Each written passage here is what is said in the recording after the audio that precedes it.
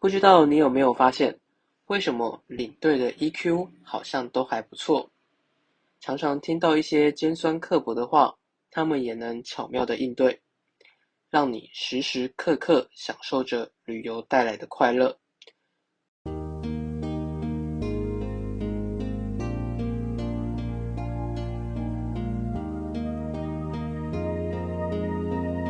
美的事物从来不是缺少发现，而是少了一个帮你创造故事的人。大家好，我是爱说故事的 Coco。在疫情前，大家应该都有跟团旅行过吧，或是跟亲朋好友自由行吧。曾经有人跟你说过，旅行最重要的事情到底是什么吗？是准备钱吗？还是准备购物清单？又或者是准备旅行攻略？这是 Coco 在人生第一次带团的时候，我师父语重心长跟我说的一段话。Coco， 带团不难，你会有很多的东西需要去学习，你会碰到很多的突发状况，而且你还会遇到很多的 OK。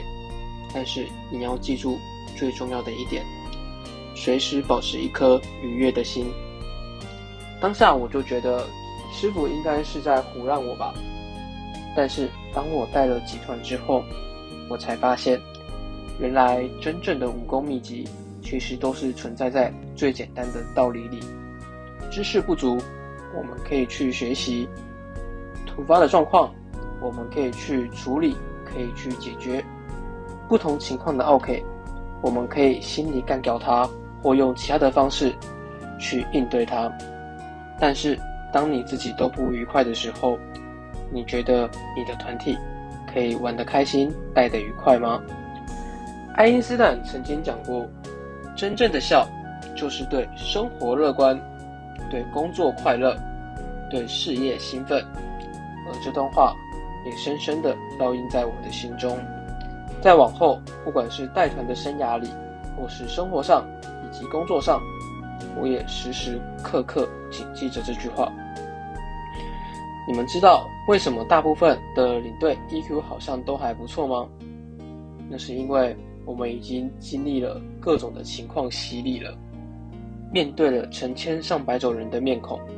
像我自己本身就带过老板、总经理、工程师、老师、学生、作业员、创业老师、医生、护士等等，也遇到过了各种的突发状况，像是基本的签证没过滞留机场，护照不见，或是车祸赶不上饭店。我还遇到过导游自称是时间管理大师，以及在国外做过笔录的情况等等。那今天呢，就先跟大家来聊一下，这是我刚开始带团的时候遇到的故事。还记得当时我还年轻，这也是我第二次去带国外的学生交流团。因为是学生嘛，总是要多一些的照顾，所以我们都会派遣2位领队跟着团体走完全程。那我是属于第2位副领。这趟行程呢，就是去走一下万里长城，然后再前往北京参观一下故宫，以及做一些城市的观光，然后再搭乘卧铺火车前往内蒙古呼和浩特，再到鄂尔多斯去做一个学生的交流，最后搭卧铺火车回到北京，搭机返台。那主要的内容就是会体验一下蒙古包、篝火晚会，以及一个辽阔的草原，还有学生们互相的交流跟寄宿家庭的生活。行程看起来很简单，也很轻松，对吧？我跟你们想的一模一样，而且这个地方中文还会通，所以应该是不会有什么问题。没想到这却是我噩梦的开始。这趟旅程真的是全程高能，惊险不断，刺激连连，每天都有新的乐趣。在行程的第2天，我们就有坊间闹鬼，请听我娓娓的跟你道来。还记得那是2016年农历鬼门开的那天晚上，我们在结束万里长城跟一些北京的知名景点之后，我们就驱车前往我们休息的饭店，并且把团体都安排在了饭店的4楼。确认好一切没有问题之后，我跟另外一位领队就跟大厅讨论一下明天的流程，还有一些注意的事项。然而就在这时，一通电话打破了这宁静的夜晚。同学的语气短而急促，又稍显紧张地说道：领队哥哥，我隔壁的房间好像怪怪的，一直传出奇怪的声音，害我们睡不太着。当下我立即跟另外一位领队搭电梯过去查看，没想到在一出电梯门到4楼的时候，瞬间阴风阵阵，凉风徐徐，直冒冷汗。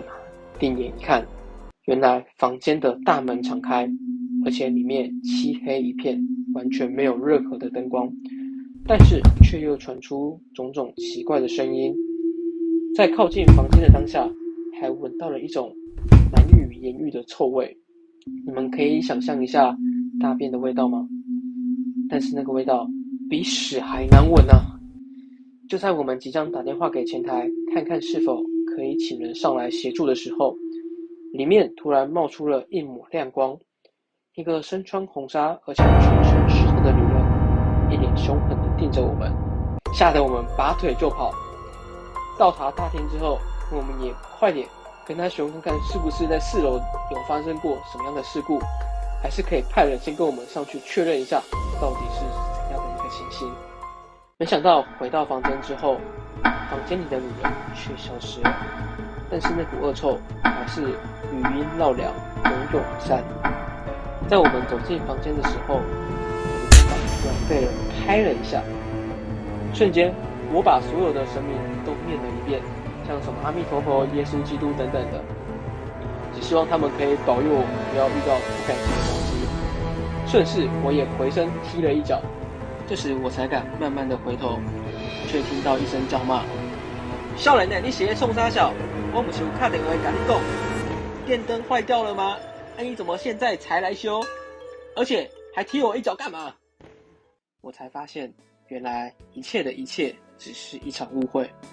说真的，做领队其实大部分时候都是要保持冷静，你才可以把事情圆满的解决。因为我后来才发现，这完全就是一场误会。